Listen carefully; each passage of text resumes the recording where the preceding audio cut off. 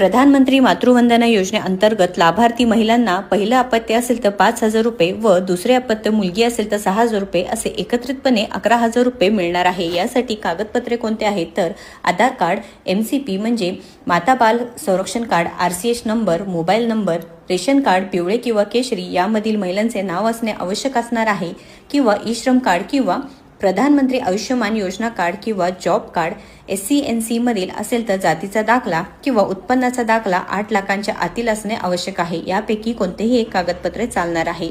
या योजनेचा लाभ मिळवण्यासाठी लवकरात लवकर हे कागदपत्रे अंगणवाडी सेविकाताईंकडे जमा करावे जेणेकरून त्यांची ऑनलाईन नोंद घेतली जाणार आहे। महत्त्वपूर्ण माहिती आहे। नक्कीच हा व्हिडिओ जास्तीत जास्त महिलांपर्यंत पोहोचवायचा आहे, तुमच्या घरच्यांपर्यंत, तुमच्या मित्रमैत्रिणींपर्यंत पोहोचवायचा आहे आणि आपल्याला अशाच माहितीसाठी फॉलो करायला व सबस्क्राईब करायला विसरू नका। धन्यवाद।